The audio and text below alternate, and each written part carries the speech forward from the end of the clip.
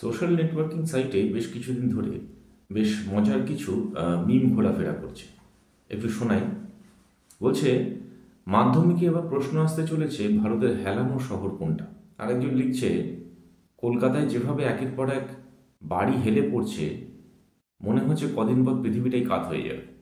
আরেকজন একটা ইটের ছবি দিয়ে পাশে একটা হেলানো বাড়ির ছবি, যেটা ওই নেতাজি নগরে ভেঙে পড়লো, সে বাড়িটার ছবি দিয়ে লিখেছে কারণ ফলাফল। এক্ষেত্রে আমার নিজের বাস্তব অভিজ্ঞতাটা একটু বলি। আমার বাড়ির নিয়ারেস্ট যে বাড়িটা এরকম হেলে গেছে, সেটা হচ্ছে, আপনারা সবাই বিভিন্ন মিডিয়াতে দেখেছেন, ট্যাংরা অঞ্চলে যে বাড়িটা হেলে পড়েছে, সেটা হচ্ছে আমার বাড়ির নিয়ারেস্ট। গিয়ে যা দেখলাম সেটা একটা ভয়ঙ্কর দৃশ্য। প্রথমত কথা, বাড়িটা তৈরি হয়েছে একটা সরু গলির মধ্যে। এখানে ওইরকম একটা গলির মধ্যে এত বড় একটা বাড়ি তৈরি কি করে পারমিশন পেলো আমি জানি না।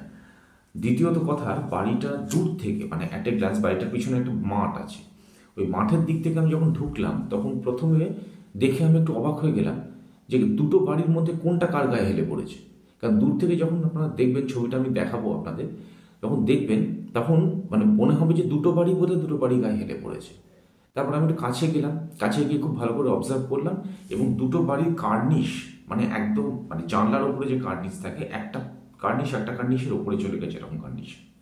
আর একটা কথা বলার, সেটা হচ্ছে যে এটা কোনো মিডিয়া হয়তো খেয়াল করেছে কিনা জানি না, হয়তো কারোর কাছে শুনবে না, যেহেতু আমি স্থানীয় লোক বলে বলছি। মানে বাড়িটার রাস্তাটার যেদিকে, ঠিক তার অপোজিট সাইডে একটা রেল লাইন আছে, এবং রেল লাইনটা থেকে প্রতিনিয়ত সারাদিন ধরে প্রচুর পরিমাণ মালগাড়ি যাতায়াত করে, মানে ওয়াগন ট্রেন যেগুলোকে বলে। এবং মালগাড়ির কি প্রেশার হতে পারে, একটা মালগাড়ি যখন পাস করে ফুল ফোর্সে, তো সেটা কতটা ভাইব্রেট করতে পারে মাটিকে, সেটা সম্বন্ধে আশা করি অনেকেরই আইডিয়া আছে। সুতরাং এই বাড়িটা একদিন না একদিন ভাঙতই। সব দেখে দেখে মনে হচ্ছে যে বাড়ির যদি কোনো পড়ুয়া টড়ুয়া থাকে না, তাকে বলুন ডিজাস্টার ম্যানেজমেন্ট পড়তে। কারণ প্রচুর চাকরি, পশ্চিমবঙ্গে চাকরি নেই বলে তো, ডিজাস্টার ম্যানেজমেন্ট বা দমকল এসব জায়গায় যদি কেউ মানে আগামী কয়েক বছরের মধ্যে বিভৎস ভ্যাকেন্সি হবে। কারণ এই ধরনের ব্যাঙের ছাতার মতো গজিয়ে ওঠা যে অ্যাপার্টমেন্টগুলো, সেগুলো মোটামুটি ধরে নিন আজ থেকে 5 বছর বাদে বা 7 বছর বাদে যেরকম কন্ডিশন দাঁড়াবে, তাতে এই ধসে পড়া, ভেঙে পড়া, হেলে পড়া, এর মোটামুটি একটা সিজন শুরু হয়ে যাবে আর কি। সুতরাং আমি ওই যুবক যুবতীদের বলবো, ভাই প্রচুর ভ্যাকেন্সি আসছে তোমাদের জন্য। তবে এই হেলাহেলির বিষয়ে বলতে খারাপ লাগছে যে দুটো শ্রেণী সমাজের খুব ওপর দিকে উঠে এলো, এবং তাদের ভূমিকাগুলো খুব আমার কাছে খুব আশ্চর্যজনক লাগলো। প্রথমত, একটা শ্রেণী আছে আমাদের দেশে যারা খুব সমাজ সচেতন এবং মানবপ্রেমী শ্রেণী আর কি। এদের মানুষ কি গ্রেডে রাখে আমি জানি না, তবে এরা নিজেরাই নিজেদের গ্রেডেশন দিয়ে দেয়। এদের বক্তব্য হচ্ছে এরা প্রথম থেকেই প্রথম স্থান অধিকার করে থাকে, এবং 24 ঘন্টা ধরে মানুষের চোখে চোখ রেখে তারা অত্যন্ত আনন্দের সঙ্গে সমাজকে এগিয়ে নিয়ে যাওয়ার কাজে ব্যাপৃত থাকে, এবং এদের সংস্পর্শে না থাকলে গোটা সমাজটা পিছিয়ে পড়বে। এবং বিভিন্ন সময় দেখা যায় যে এদের কাছে সমাজের বিভিন্ন আলোকপ্রাপ্ত শ্রেণী, বুদ্ধিজীবী শ্রেণী, এরা সব এসে চেয়ার টেবিল পেতে বসে পড়ে, সেটাকে নিয়ে সব তর্কের তুফান ওঠে, ইত্যাদি ইত্যাদি ব্যাপার। তো আমার এদের কাছে প্রশ্ন হলো, এই যে ব্যাঙের ছাতার মতো গজিয়ে ওঠা এক একটা বাড়ি, যেগুলোর এতটাই দুর্বল যে একে অপরের গায়ে ভেঙে পড়ছে, বা ভিত দোতলার ভিতে 5 তলা তুলছে, এসব নানান রকম কথাবার্তা শোনা যাচ্ছে, এই বাড়িগুলো কি বাংকারের মধ্যে হচ্ছিল? এগুলো তো সবার সামনে হচ্ছিল। আপনাদের নাকি সমস্ত বড় বড় স্টিং অপারেশন হয়, আপনারা বিশেষ সূত্রে খবর টবর পান, বিভিন্ন বিষয় নিয়ে আপনারা সমীক্ষা করে থাকেন, এসব নানান রকম কর্মকাণ্ড আপনাদের। তা এই বিশাল ব্যাপারটা আপনাদের চোখ এড়িয়ে গেল। এগুলো তো আজ থেকে শুরু হয়নি, দীর্ঘদিন ধরে শুরু হয়েছে, এবং যেটা হয়েছে সেটা সরেআম সবার সামনে হয়েছে। তাহলে আপনারা এত সজাগ সচেতন একটা শ্রেণী হয়ে আপনারা এর আগে প্রতিবাদ করলেন না কেন? কেন সেভাবে সমাজকে সচেতন করলেন না? এবং কিছু কিছু ক্ষেত্রে দেখা যাচ্ছে যে কোনো বাড়ি সম্ভবত আমফানের সময় হেলে গেছে, কোনো বাড়ি 14 বছরের পুরনো, আবার কেউ কেউ বলছে এ বাড়ি যবে থেকে তৈরি হয়েছে তবে থেকেই এরকম। কিন্তু হঠাৎ দেখা গেল যবে থেকে নেতাজি নগরের কেসটা হলো, ব্যাপারটা একটা হাইলাইটেড হয়ে গেল, সঙ্গে সঙ্গে সবাই মাইক হাতে ক্যামেরা কাঁধে দৌড়তে আরম্ভ করে দিল।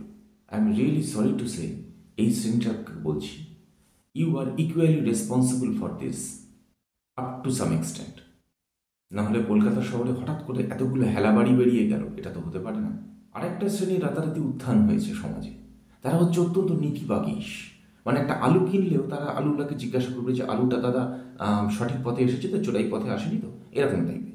এদের বক্তব্য হচ্ছে তোমরা যারা কিনেছে তারা সব প্ল্যান স্যাংশন করে কেনে নি, জমিপত্র কাগজপত্র দেখে কেনে নি, হ্যাঁ তো না, এগুলো তো এরকম হবে। এটা সবাই জানে দাদা এগুলো এরকম। এবং কেউ কোনোদিন কোনো বেআইনি জিনিস হঠাৎ করে করতে চায় না, অন্তত তার বাড়ি বা ফ্ল্যাটের ক্ষেত্রে কেউ বিনা কাগজপত্রে, কেউ একটা মানে স্যাংশন প্ল্যান ছাড়া বাড়ি কিনবে এরকম ইচ্ছে করে কেউ করে না। খুব ভালো কথা, কথাগুলোর সঙ্গে কথাগুলোতে যুক্তি আছে এবং I full agree with them. কেউ কোনো দিন মানে বেআইনি কারোর কাজ করা উচিত না। আজকে আইনি পথে তৈরি যে ফ্ল্যাটগুলোর কথা বলা হচ্ছে, অ্যাটলিস্ট সমস্ত নাগরিক পরিষেবা মানে যুক্ত সেই ফ্ল্যাটগুলো ধরা যাক, মানে যেগুলো ধরুন মোটামুটি কনস্ট্রাকশনটা একটু শক্তপোক্ত কনস্ট্রাকশন, যেখানে একটা খেলার মাঠ আছে, কি একটা ধরুন সুইমিং পুল আছে, একটা কমিউনিটি হল আছে, এই সমস্ত যে ফ্ল্যাটগুলো কলকাতা শহরে তৈরি হচ্ছে না, এই ফ্ল্যাটগুলোর রেঞ্জটা শুরু হয় মোটামুটি 80 লাখ, 90 লাখ, 1 লাখ, 1 কোটি এরকম একটা জায়গা থেকে। এবং এগুলোর যে রেজিস্ট্রেশন বা ধরুন আনুষঙ্গিক সমস্ত খরচা নিয়ে এটা দাঁড়ায় মোটামুটি 1 কোটি 20 লাখ, 1 কোটি 30 লাখ, কোনোটা 50 লাখ। হ্যাঁ, এটা একটা জাস্ট একটা ছোট্টখাটো একটা পরিসংখ্যান আর কি। তো 1 কোটি টাকা কি গাছ থেকে পড়ে দাদা? এবং শুধুমাত্র ফ্ল্যাটটা কিনে সে শান্তি পাচ্ছে না, সে ফ্ল্যাটটাকে তাকে সাজাতে হবে, সেখানে মানে তার সমস্ত প্রয়োজনীয় জিনিসগুলো তাকে অ্যারেঞ্জ করতে হবে। এবং এটাও মনে রাখতে হবে যে প্রত্যেকটা মানুষই শুধুমাত্র শখের জন্য কেনে না। অনেক মানুষই এরকম আছে যাদের হয়তো নিজের কোনো বাড়ি নেই, সেখানে তারা কোনো মতে টাকা পয়সা জোগাড় করে তারা হয়তো কিনছে। তাহলে যারা কিনছে শুধুমাত্র দোষটা কি তাদের? আমি এখানে কাউকে সেভ করার জন্য ভিডিও বানাচ্ছি না, কিন্তু একটা ফ্ল্যাট মানে জানেন, একটা ফ্ল্যাট মানে শুধু একটা থাকবার জায়গা নয়।